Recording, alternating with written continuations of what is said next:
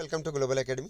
सो finally supervisor social welfare से related videos upload करना हमने शुरू कर दिए हैं आज से। तो इससे पहले मेरी बहुत सारी वीडियोस चैनल में ऑलरेडी पड़ी हुई हैं, लेकिन अब जो सिलेबस है जेकेएसएसबी का और पैटर्न जो जेकेएसएसबी काफ़ी चेंज भी हो चुका है, इसलिए मैंने ये ज़रूरी समझा कि इसमें थोड़ी सी कुछ एडिशन की जाए और पूरा जो आज का पैटर्न है जेकेएसएसबी का उससे रिलेटेड आपके ये वीडियोस तैयार हो जाएं, आपके लिए नोट्स तैयार किए जाएं। सो अब मैं दोबारा ये वीडियोस अपलोड करना मैंने शुरू कर दिया। खास करके इसमें जो पार्ट सेकंड है जो सोशियोलॉजी से रिलेटेड, उसकी काफ़ी डिमांड है। पार्ट वन तो ऑलरेडी अवेलेबल है, मार्केट में भी अवेलेबल है, नोट्स भी आपके पास उसके अवेलेबल होंगे क्योंकि वो ऑलरेडी बहुत सारे एग्ज़ाम्स में वो कॉमन है। सो सोशल वेलफेयर एग्ज़ाम से रिलेटेड जो मैं आज से वीडियोस भी अपलोड करना शुरू करूँगा और बहुत जल्दी 10-12 दिन के अंदर मैं कोशिश करूँगा कि आपकी नोट्स भी तैयार हो जाएँ। So now let's start with the first lesson, society. तो सबसे पहले हम सोसाइटी को डिटेल में डिस्कस करेंगे। आप चाहें तो वीडियो को पॉज करके इसके नोट्स भी तैयार कर सकते हैं। So let's begin. सबसे पहले देखते हैं कि सोसाइटी होती क्या है। सबसे पहले इसका मीनिंग हम देखते हैं। सो सोसाइटी ये रेफ़र करता है अ ग्रुप ऑफ इंडिविजुअल को जो शेयर करते हैं आपस में कॉमन जोग्राफिकल टेरिटरी, यानी कॉमन जगह पर वो रहते हैं और वो आपस में कनेक्टेड हैं बाय वेरियस सोशल रिलेशनशिप्स, जैसे आपस में मैरिज से आपस में रिलेटेड हैं, ब्लड रिलेशन से आपस में रिलेटेड हैं, और ये कम्प्लेक्स वेब है इंटरेक्शंस का, इंस्टीट्यूशंस का एंड शेयर्ड वैल्यूज़ का, जो शेप करती हैं किसी भी मेंबर के बिहेवियर और बिलीफ को। सो ये है इसकी डेफिनेशन। अब हम आते हैं वेरियस डेफिनेशंस बाय स्कॉलर्स। अलग अलग जो स्कॉलर्स हैं उनने वेरियस थ्योरीज दी हैं सोसाइटी से रिलेटेड। सो सबसे पहले हम इसमें देखते हैं मॉरिस जेन्सबर्ग, उन्होंने सोसाइटी के बारे में क्या कहा है। So he defined the society as a collection of individuals जो यूनाइटेड हैं बाय सर्टन रिलेशंस और मोड ऑफ बिहेवियर से, और जो इसमें एंटर नहीं करते हैं, इस रिलेशन में जो लोग एंटर नहीं करते हैं वो हमेशा इस बिहेवियर से डिफर ही रहते हैं, वो उनसे टोटली डिफरेंट रहते हैं जो ऑलरेडी रिलेशंस में है। सो ये है मॉरिस जेन्सबर्ग की डेफिनेशन। नाउ नेक्स्ट है GDH कोल। सो ये कहते हैं कि जो सोसाइटी होती है ये एक सिस्टम ऑफ रिलेशनशिप होता है जो इंडिविजुअल्स के दरमियान एग्जिस्ट करता है, और it is more than the sum of its parts, और ये इन्वॉल्व करता है interactions relationships among the people जो किसी भी जोग्राफिकल बाउंड्री में रहते हैं। सो ये है GDH कोल की definition about society. Then next is Robert Morrison MacIver. काफ़ी इंपॉर्टेंट डेफिनेशन है ये। मैकीवर इसमें डिस्क्राइब करते हैं सोसाइटी को as a web of social relationship, ये एक जाल है सोशल रिलेशनशिप्स का। इसमें मैन जो खुद है वो एक सोशल एनिमल है और इंडिविजुअल एंड सोसाइटी ये आपस में जुड़े हुए हैं, इंटरकनेक्टेड हैं, इंटरवीन्ड हैं।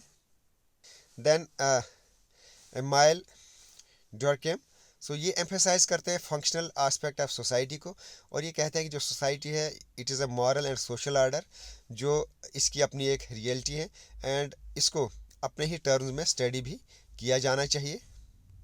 देन विलियम फील्डिंग ऑकबर्न ये डिफाइन करते हैं सोसाइटी को as a group of organised associations and institutions किसी भी कम्युनिटी के अंदर। सो ये थी कुछ important definitions related to society. Now next is the nature of society. So जो नेचर ऑफ सोसाइटी है it is a dynamic, change होती रहती है, एवॉल्व होती रहती है, और ये it is characterised by interdependence, ये टोटली इंटरडिपेंडेंस होती है सोसाइटी। सो इसमें कोऑपरेशन होता है, कन्फ्लिक्ट होते हैं, कंटिन्यूअल प्रोसेस ऑफ चेंज होता है, और ये प्रोडक्ट होता है ऑफ बोथ ह्यूमन एक्शंस का और उसके इंडिविजुअल बिहेवियर से रिलेटेड होता है ये सोसाइटी। देन इसका एक इम्पॉर्टेंट पार्ट है कि सबसे पहले जो सोसाइटी है इसका ओरिजिन कैसे हुआ है। वेरियस थ्योरीज हैं इस सोसाइटी के ओरिजिन से रिलेटेड। इसमें सबसे जो इम्पॉर्टेंट है that is social contract theory जो थॉमस हॉब्स की है। इसने अपनी बुक लेवियाथन में इस सोसाइटी को डिस्कस किया है। उनके अकॉर्डिंग जो थॉमस हॉब्स है वो किसी भी पर्सन को उनके किसी भी ह्यूमन बीइंग से रिलेटेड अच्छे थाट्स नहीं है, वो ह्यूमन बीइंग को नेगेटिव एंगल से देखते हैं हमेशा। वो कहते हैं कि जो भी ह्यूमन बीइंग्स है वो सेल्फिश है, कवर्ड है, सॉलिटरी है, पुअर है, नेस्टी है, ब्रूटिश है, और बिल्कुल इसकी एक शॉर्ट लाइफ स्पैन होता है। सो ये इसका लाइफ स्पैन के बारे में बोलते हैं। उसके अलावा ये कहते हैं कि जो भी इंसान है, जो भी ह्यूमन बीइंग है, ये हमेशा फियर में रहता है एक दूसरे से रिलेटेड। यानी इंसान हमेशा दूसरे इंसान से डरता रहता है, कंटिन्यूअल फियर में रहता है कि डेंजर ऑफ वायलेंट डेथ। यानी ये जो भी ह्यूमन बीइंग्स है वो हमेशा एक दूसरे से डरते रहते हैं। ये इसकी कुछ नेगेटिव थिंकिंग है ह्यूमन बीइंग्स के बारे में। इसलिए ये कहते हैं कि इन सब तमाम करैक्टरिस्टिक्स की वजह से जो ह्यूमन बीइंग्स है उनको ज़रूरत पड़ी एक कॉन्ट्रैक्ट की। तो उस कॉन्ट्रैक्ट के अकॉर्डिंग जो कॉमन ह्यूमन बीइंग्स है, जो इंडिविजुअल ह्यूमन बीइंग्स है, उन्होंने एक स्टेट के साथ एक कॉन्ट्रैक्ट किया। तो उस कॉन्ट्रैक्ट के अकॉर्डिंग जो भी स्टेट है वो किसी भी इंसान के जो ह्यूमन राइट्स है उनको सेफ गार्ड करेगी। इसलिए ह्यूमन बीइंग को एक सोसाइटी की ज़रूरत पड़ी। सो ये है social contract theory of Thomas Hobbes. उसके अलावा जो एडम है, इनके भी कुछ सेम व्यू पॉइंट्स हैं। ये भी कुछ ऐसा ही इसके बारे में ह्यूमन बीइंग्स के बारे में कहते हैं। ये कहते हैं कि जो सोसाइटी एक आर्टिफिशियल डिवाइस है और ये सिर्फ म्यूचुअल इकॉनमी को सर्कुलेट करने के लिए बनाई गई है। Then in 18th century philosophers like Rousseau, उन्होंने भी इस जो ऊपर सोशल कॉन्ट्रैक्ट थ्योरी है उसको सपोर्ट किया। उन्होंने भी यही कहा कि जो इंडिविजुअल्स हैं ये इन्होंने आपस में कंप्रोमाइज़ किया सिर्फ अपने आप को बचाने के लिए। उन्होंने इस सोसाइटी को क्रिएट किया अपने आप के लिए। सो यही रीज़न रहा स्टेट के ओरिजिन का। यानी ये जो 3 राइटर्स खास करके रोसियो, देन थॉमस हॉब्स और एडम स्मिथ, इनका एक कॉमन लगभग व्यू पॉइंट था about the origin of society. यानी ये कहते हैं कि ये सोशल कॉन्ट्रैक्ट की वजह से इसका ओरिजिन हुआ। देन नेक्स्ट जो ओरिजिन है दैट इज़ डिवाइन थ्योरी। ये जो डिवाइन थ्योरी है इसके अकॉर्डिंग जो भी सोसाइटी है ये बनी है due to the creation of gods. God created all animate, यानी हर जो जानदार है या बेजान चीज़ें हैं उसको गॉड ने क्रिएट किया है। जो भी वर्ल्ड में जो भी चीज़ एग्जिस्ट करती है that is created by God. So he created the society as well. और ये जो थ्योरी है ऑफ कोर्स ये 16th और 17th सेंचुरी में इसने एक अलग फार्म ले ली जिसको कहा जाता है divine right theory. So divine theory या divine right theory it is related about the creation of God. ये आपको इसमें याद रखना है। Then superior physical theory, force theory, तो ये कहती है कि जो सोसाइटी है ये एग्जिस्ट हुई due to the physical force. यानी जो भी स्ट्रॉन्ग पर्सन थे उन्होंने हमेशा वीकर पर्सन को दबा के रखा, जिसकी वजह से जो सोसाइटी है उसका ओरिजिन हुआ। और ये जो थ्योरी है it also support the idea of survival of the fittest. Then next is blood relating theory. So जो ब्लड रिलेटिंग थ्योरी है इसमें इसका जो ओरिजिन है इसमें ये कहा जा रहा है कि जो काफ़ी जो प्रिमिटिव टाइम्स है उसमें जो मैन होता है, चाहे मैन हो या वुमेन हो, तो जो इसमें जो फिज़िकली स्ट्रांग हो वही किसी भी फैमिली को कंट्रोल कर सकता है। सो इसकी वजह से जो मैन है अगर वो स्ट्रांग है तो वो किसी भी सोसाइटी को क्लोज टुगेदर लाता है, यानी नज़दीक लाता है किसी भी सोसाइटी को बनाता है। And that is controlled bye a man, जिसको हम मेल डिसेंट फैमिली कहते हैं या पैट्रियार्कल फैमिली भी कहते हैं। उसके अलावा जो फीमेल है अगर उसमें उस फैमिली में फीमेल डोमिनेट है तो उसको मैट्रिशियल फैमिली भी कहा जाता है, that is controlled by the female and also descent traced through females.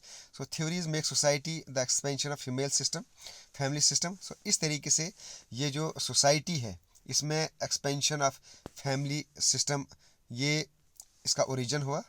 So it was all about the origin of a society. Now we will discuss the types of society. So जो sociologist हैं उनने place किया है 3 broad categories में जो types of societies को। एक तो pre industrial society, then post industrial society, यानी pre industrial and post industrial society. Now सबसे पहले हम देखते हैं प्री इंडस्ट्रियल सोसाइटी क्या होता है। जो प्री इंडस्ट्रियल सोसाइटी है इसमें जो फूड प्रोडक्शन होती है ये काफ़ी पुरानी सोसाइटी है मानी जा रही है इसमें। तो इसमें जो फूड प्रोडक्शन है that is carried by the use of human and animal labours, यानी जो ह्यूमन बींग्स हैं वो खुद अपने हाथ से फूड प्रोडक्शन करते हैं या एनिमल का यूज़ करके फूड प्रोडक्शन करते हैं। और इसमें जो मेन इकोनॉमिक एक्टिविटी यही है। और ये जो सोसाइटीज़ हैं इनको सब डिवाइड किया जा सकता है to their level of technology and their method of producing food, यानी वो किस तरीके से फूड को प्रोड्यूस कर रहे हैं अपने लेवल पर, उसी तरीके से इसको आगे इस सोसाइटी को डेजिग्नेट किया जाता है। सो ये इसका जो आगे सब डिवीज़न है, इनको hunting, gathering, pastoral, horticulture and agriculture और फ्यूडल, ये अलग अलग इसकी टाइप्स हैं। और ये जो टाइप्स हैं ये बेस्ड हैं कि कौन सी सोसाइटी किस तरीके से जो फूड है वो कलेक्ट करती थी। तो सबसे पहले हम इसमें देखेंगे कि हंटर गैदरर सोसाइटी ये क्या थी। इसमें जो हंटर गैदरर सोसाइटीज़ जो हमेशा चलते फिरते रहते थे, और ये इनके जो विलेजेस हैं, they don't build permanent villages, तो इनके अपने परमानेंट विलेजेस नहीं होते थे। हर जो हंटिंग और गैदरिंग सोसाइटीज़ थी ये that were abundant with abundant resources, और ये लोग आपस में लार्जर ग्रुप्स में रहते थे and they found a complex hierarchical and social structure जैसे चेडॉम। और इसमें जो फैमिलीज है they form the social units, family social units बनाती थी with most members being related by birth और मैरिज। सो इसमें जो ग्रुप्स हैं वो आपस में रिलेटेड थे बाय बर्थ और by marriage. Then pastoral society, so जो पेस्टोरल सोसाइटी थी ये थोड़ी सी जो हमने ऊपर डिस्कस की हंटर सोसाइटी उससे थोड़ा मोर एफिशिएंट थी, और ये भी इन सर्च ऑफ फूड चलते फिरते रहते थे members of the pastoral society. But इनका ये एक चीज़ ये थी कि उनके पास अपने जानवर होते थे। जो पहले टाइप थे उसमें अपने जानवर नहीं थे, लेकिन जो पेस्टोरल सोसाइटीज़ थी इनके अब अपने एनिमल्स थे to meet their food needs. अपने फूड नीड्स को पूरा करने के लिए उनने जानवर डोमेस्टिकेट करना शुरू कर दिया and they lived a nomadic life. अब वो उन्हीं जानवर को लेकर, उन्हीं एनिमल्स को लेकर एक जगह से दूसरी जगह जाने लगे, और इनकी एक मजबूरी थी क्योंकि उनको फूड की ज़रूरत होती थी। जो एनिमल्स वो डोमेस्टिकेट कर रहे थे उनको फूड की ज़रूरत होती थी, वाटर की ज़रूरत होती थी। सो ये इन तमाम नीड्स को पूरा करने के लिए उनको एक जगह से दूसरी जगह जाना पड़ता था। उसके अलावा इनके अंदर डिवीज़न ऑफ लेबर भी होने लगा। सो कुछ लोग इनमें क्राफ्ट वर्कर का काम करने लगे, कुछ टूल को प्रोड्यूस करने लगे, उसके अलावा कुछ वेपन का काम करने लगे एंड सम ज्वेलरी। सो इनमें भी division of labour pastoral society में हुआ, एग्जिस्टेंस में आया। देन नेक्स्ट है हॉर्टिकल्चरिस्ट सोसाइटी। सो ये जो पहले दो सोसाइटीज़ हमने डिस्कस की उनसे थोड़ी और एफिशिएंट ये सोसाइटी रही है। और ये जो सोसाइटी है इन्होंने अब अपने अपने गार्डन्स वगैरह बनाने शुरू किए जिनने, और ये जो गार्डन्स हैं they found by clearing the jungles, जो भी जंगल थे उनको साफ़ करना उन्हें शुरू कर दिया, और उनने जो है वेरियस टेक्नोलॉजीज़ का यूज़ करना शुरू कर दिया, जो भी उस दौर में टेक्नोलॉजी थी उनका यूज़ किया। उसके अलावा जो हॉर्टिकल्चरल ग्रुप्स थे उन्होंने जो स्लैश एंड बर्न मेथड का यूज़ किया ताकि वो रेज क्रॉप्स कर सकें। स्लम एंड बर्न मेथड ये है कि कोई जंगल देखा उन्होंने, उसको उन्होंने जला दिया, और जलाने के बाद जो वहाँ बर्नड एशेज़ थी उनको उसका एज ए फर्टिलाइज़र यूज़ किया, और वहाँ उन्होंने अपनी क्रॉप ग्रो करना शुरू कर दिया।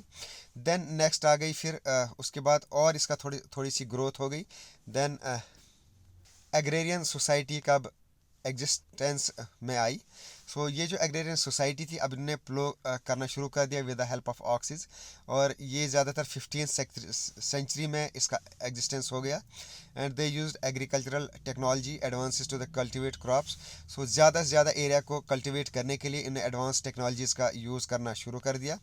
और इसमें जो सोशल स्ट्रेटिफिकेशन थे ये काफ़ी एग्रेरियन सोसाइटीज़ में काफ़ी एग्जिस्टेंस में आया। सोशल स्ट्रेटिफिकेशन ये हमारा एक अलग टॉपिक भी है, उस पर भी हम इसमें डिटेल में डिस्कस करेंगे। यानी सोशल स्ट्रेटिफिकेशन की डिवीजन ऑफ सोसाइटी कैसे हुई। सो जब एग्रेरियन सोसाइटी बनी तो डिवीजन ऑफ सोसाइटीज़ भी होने लगी जिसको स्ट्रेटिफिकेशन कहते हैं।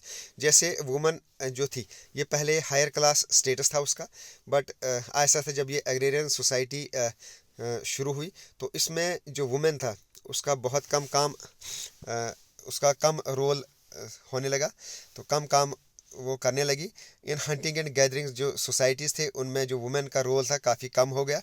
हायर जो food stores improved and women took on lesser roles in providing food for the family. वो सिर्फ उसका फैमिली को फूड प्रोवाइड करना, उसमें भी काफ़ी रोल कम हो गया। सो जिस वजह से अब जो मैन थे उन पर ये वुमेन अब डिपेंड होने लगी, जिस वजह से जो वुमेन है that became subordinate to man. That means कि पहले जो वुमेन थी वो खुद इंडिपेंडेंट थी, खुद काम करती थी। बट आहिस्ता आहिस्ता जो है एग्रेरियन सोसाइटीज़ का एग्जिस्टेंस हुआ, तो जो वुमेन का रोल था बाहर आउटसाइड लेबर में, जो वुमेन का रोल था थोड़ा कम होने लगा।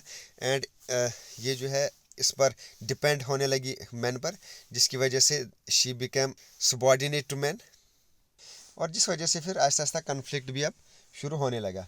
देन नेक्स्ट जो सोसाइटी है, अब फ्यूडल सोसाइटी का दौर शुरू हुआ। फ्यूडल सोसाइटी होती है जिसमें अब ओनरशिप ऑफ लैंड आने लगा, यानी कोई एक आदमी था जो लैंड को ओन करे और उसको लैंड लॉर्ड कहा जाता है, लॉर्ड्स लैंड।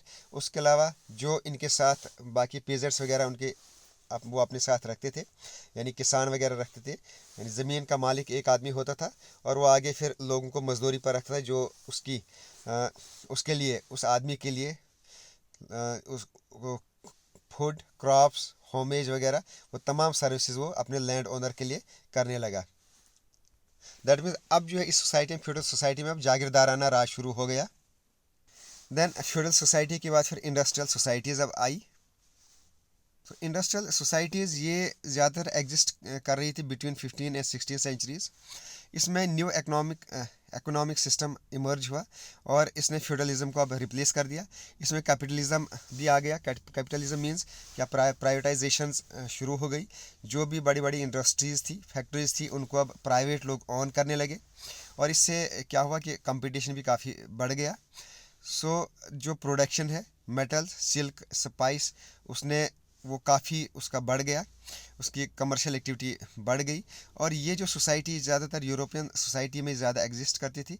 इंडस्ट्रियल जो सोसाइटीज़ थी ये ज़्यादातर मशीन्स का यूज़ करते थे for the production of their goods.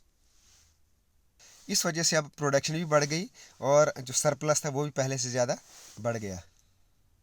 Now industrial societies के बाद जो नेक्स्ट है वो अब पोस्ट इंडस्ट्रियल सोसाइटी आ गई, जिसमें अब सोसाइटीज़ को अब डोमिनेट करना शुरू कर दिया हाई टेक्नोलॉजीज़ ने, खास करके इंफॉर्मेशन टेक्नोलॉजीज़, सर्विसेज वगैरह। सो इसमें जो अब एडवांस्ड इंडस्ट्रीज़ थी, एडवांस्ड इंडस्ट्रियल सोसाइटीज़ थी, अब वो शिफ्ट होने लगी टुवर्ड्स द सर्विस सेक्टर्स और ओवर मैन्युफैक्चरिंग और प्रोडक्शन, यानी मैन्युफैक्चरिंग और प्रोडक्शन को की जगह अब सर्विस सेक्टर लेने लगी। और इसमें सबसे जो मेन रोल था that was played by United States, जहां लगभग हाफ ऑफ इट्स जो वर्क फोर्स था that was of service sector. So various industries जैसे government, research, education, health, sale, law and banking, contemporary usages, तो इनका service industries में काफ़ी अहम रोल इनका आने लगा। देन वेस्टर्न वर्ल्ड उसके बाद फिर ऐसा तब शुरू हो गया, जैसे हम आज भी देखते हैं, हम कहते हैं कि वेस्टर्न वर्ल्ड का ज़माना है। सो इसमें जो है जो वेस्टर्न वर्ल्ड है वहाँ ज़्यादा डेवलपमेंट शुरू हो गई। That was brought with its emerging concept of western culture. Western culture अब बहुत ज़्यादा उरूज पर आया, जिसमें पॉलिटिक्स थे, आइडियाज़ थे, उनमें काफ़ी चेंजेस आने लगी और इसको अब सिंपली वेस्टर्न सोसाइटी भी कहा जाने लगा। और जोग्राफिकली ये कवर करता है कौन सा एरिया, जैसे western Europe, northern America, Australia, New Zealand, और उसके अलावा ईस्टर्न यूरोप, साउथ अमेरिका और इसराइल। इसको वेस्टर्न वर्ल्ड यानी वेस्टर्न सोसाइटीज़ को कहा जाने लगा। और ये जो वेस्टर्न सोसाइटी है अब यही ज़्यादा अब डोमिनेट करने लगी पूरे वर्ल्ड को। देन वेस्टर्न सोसाइटी के बाद अब इंफॉर्मेशन टेक्नोलॉजी का ज़माना शुरू हो गया।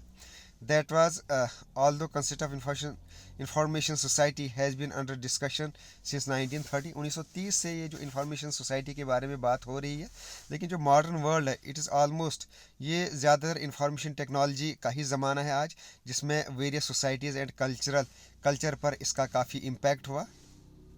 सो अब जो मॉडर्न ज़माना है that was covered by computers, telecommunications on the home.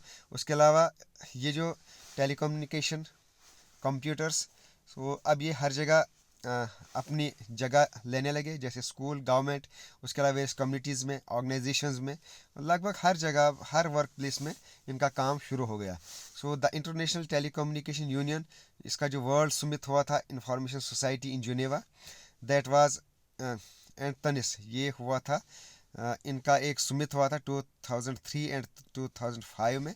और it has led to the number of policy, इसमें बहुत सारी पॉलिसीज़ आई, एप्लीकेशन एरियाज़ आए, विच एक्शन इज़, जिस पर अब काफ़ी एक्शन भी आगे हो रहा है। अब जो इंफॉर्मेशन सोसाइटी है, अब that is going to be dominated by knowledge society. अब ऐसा ऐसा नॉलेज सोसाइटी आ रही है, जैसे कि अब हम देख रहे हैं जो 21st सेंचुरी है, it is mostly dominated by electronic informations. और इसमें जो इंफॉर्मेशन सोसाइटी है, अब नॉलेज बेस्ड सोसाइटी है, जिसके पास ज़्यादा नॉलेज होगा वही अब रूल करेगा पूरे वर्ल्ड को।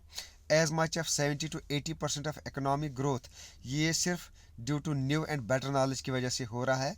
और इसमें भी जो वर्ल्ड समिट हुआ था नॉलेज सोसाइटी के बिना पर, ये चाइना क्रेट में हुआ था 2009 में। And it give special attention to the following things, various things. That means कि नॉलेज को अब ज़्यादा से ज़्यादा कैसे बढ़ावा दिया जाए और नॉलेज की के बेस पे कैसे सोसाइटीज़ में चेंजिंग्स लाई जाएँ। सो ये थी types of societies based on its origin. अब हम देख रहे हैं जो types of societies on the base of size, structure and function, इन की बुनियाद पर सोसाइटी को कितनी टाइप्स में डिवाइड किया गया है। सो मेनली जो सोसाइटीज़ हैं they can be classified based on the various criteria. सबसे पहले हम साइज़ के बेस पर देखते हैं सोसाइटी को कैसे डिवाइड किया गया है। एक तो हो गई इसमें स्मॉल स्केल सोसाइटी, जिसमें ट्राइब्स आते हैं, विलेजेस आते हैं। देन इसी में साइज़ के बिना पर इसको 2 टाइप्स में डिवाइड किया गया है। स्मॉल स्केल्स जिसमें ट्राइब्स विलेजेस आते हैं, एंड लार्ज स्केल जिसमें नेशन आते हैं, ग्लोबल कम्युनिटीज़ आती हैं। देन स्ट्रक्चर की on the base of structure जो सोसाइटी है they are divided into simple and complex. Simple में आती हैं ट्रेडिशनल सोसाइटीज़ और कम्प्लेक्स में आती है industrialized societies. Then on the base of function they are divided into agricultural, industrial and post industrial societies. Agricultural societies वो societies हैं, जैसे हमें ऊपर भी डिस्कस किया, that are based on agriculture, और इस जिसमें ज़्यादातर लोग जो हैं वो एंगेज हैं in farming. Then industrial societies, ये इंडस्ट्रियलाइजेशन का ज़माना है, इसी को ड्राइव करता है और इसमें टेक्नोलॉजी एडवांसमेंट भी हुई। देन पोस्ट इंडस्ट्रियल और इंफॉर्मेशन सोसाइटीज़ जो लेटेस्ट सोसाइटी है, it is characterised by shifting away from manufacturing to the emphasis on information and services. So ये थी types of societies. Broadly three types में इसको divide किया गया, on the base of size, on the base of structure and on the base of function. So ये थी types of society. अब हम इसकी कुछ कैरेक्टरिस्टिक्स देखते हैं। सो कैरेक्टरिस्टिक्स ऑफ सोसाइटी मीन्स कि सोसाइटी आखिर होती क्या है, क्या होता है सोसाइटी में, कैसे सोसाइटी बनती है। तो सबसे पहले फर्स्ट पॉइंट है society consist of people. That means कि बहुत सारे लोग मिलकर एक सोसाइटी बनते हैं, और बहुत सारे लोग हैं तो सोसाइटी होगी, और कोई भी आदमी नहीं होगा तो सोसाइटी एग्जिस्ट ही नहीं करेगी। So the people live in the same area, वो लोग जो एक जगह रहते हैं, एक दूसरे के साथ इंटरेक्ट करते हैं, एक जगह रहते हैं, तो उसी को हम सोसाइटी कहते हैं। People are essential for society to exist, जैसे मैंने पहले ही बताया, और लोग होंगे तो सोसाइटी होगी। तो ये है इसकी पहली कैरेक्टरिस्टिक्स कि सोसाइटी जो है वो पीपल की वजह से एग्जिस्ट करती है। Then mutual interaction and awareness की वजह से भी सोसाइटी एग्जिस्ट करती है, यानी जो भी पीपल हैं उनके अंदर उनके आपस में म्यूचुअल इंटरेक्शंस होनी चाहिए, अवेयरनेस होनी चाहिए, एक दूसरे की मदद के लिए वो आगे आने चाहिए। People engaging with each other, have shared understandings होनी चाहिए। इसमें जो सोसाइटीज़ होती हैं, जो इंडिविजुअल्स होते हैं, वो आपस में इंटरेक्ट करने चाहिए, कम्युनिकेट करते हैं, और उनका जो conscious of each others presence होनी चाहिए, यानी एक दूसरे की जो प्रेजेंस है वो उनके लिए मैटर करनी चाहिए। तो ये भी काफ़ी इंपॉर्टेंट पॉइंट है, म्यूचुअल इंटरेक्शन। सो ये भी इसकी कैरेक्टरिस्टिक्स है। इसी तरीके से सोसाइटी बनती है। देन सोसाइटी जो बनती है दैट डिपेंड्स ऑन लाइकनेस यानी एक दूसरे को पसंद करना। जब लोग एक दूसरे को पसंद करेंगे तो वो एक जगह रहेंगे, एक दूसरे की बिलोंगिंग्स का म्यूचुअल अंडरस्टैंडिंग होगी, एक दूसरे की बिलोंगिंग्स को वो यूज़ कर सकते हैं। सो शेयर कर सकते हैं अपनी वैल्यूज़ को, इंटरेस्ट्स को और कैरेक्टरिस्टिक्स को। तो ये हो गई इसकी थर्ड कैरेक्टरिस्टिक्स। देन फ्रैंकलिन ने इसमें कहा है, फ्रैंकलिन हेनरी गाइडिंग्स जो एक सोशियोलॉजिस्ट हैं, ये इन्होंने एम्फेसाइज किया था the concept of consciousness of kind जो कंसेप्ट है ये फ्रैंकलिन ने दिया था। और ये बिलीव करता है कि जो सोसाइटी है it is found when they feel a sense of likeness और सिमिलरिटी। जब कोई भी आदमी एक दूसरे के साथ सेंस ऑफ लाइकनेस और सिमिलरिटी फील करे तो सोसाइटी खुद ब खुद जो बन जाती है। देन नेक्स्ट, सोसाइटी में कुछ डिफरेंसेस भी आते हैं।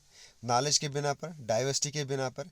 बहुत सारे लोगों के अपने अपने बिलीफ्स होती हैं, वैल्यूज़ होते हैं, स्किल्स होते हैं, रोल्स होते हैं। It is essential for societies richness, और इसकी वजह से जो सोसाइटी है वो बढ़ती रहती है। ये भी काफ़ी इंपॉर्टेंट फैक्टर है सोसाइटी का, कि उसमें अपने अपने डिफरेंट बिलीफ्स हों, डिफरेंट वैल्यूज़ हों, डिफरेंट स्किल्स हों, जिसकी वजह से क्या होता है कि फिर अलग अलग सोसाइटी जो है वजूद में आती हैं। बहुत सारे डिफरेंट एक्टिविटीज़ किसी भी सोसाइटी में होना शुरू हो जाती है, जैसे teachers, doctors, labour, scientist and farmers, अलग अलग टाइप्स के लोग एग्जिस्ट करना शुरू करते हैं। Then working together and specializing for success, मिलजुल कर काम करना, ये भी एक सोसाइटी की मेन करेक्टरिस्टिक्स है, ताकि किसी भी काम के अंदर हमें उनको सक्सेस मिले। ये जो टीम वर्क होता है, डिवीजन ऑफ टास्क होता है, ये भी किसी भी सोसाइटी के लिए स्ट्रॉन्ग और एफिशिएंट और सक्सेसफुल साबित होता है।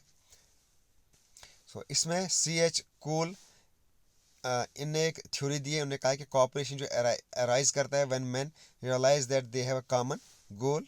ये जो बीच में थ्योरीज दे रहा हूँ, ये आपको इनको नोट कर देना है कि कौन सी थ्योरी किसने दी है। Then society, it is a dynamic, हमेशा चेंजिंग इसमें आती रहती है सोसाइटी में।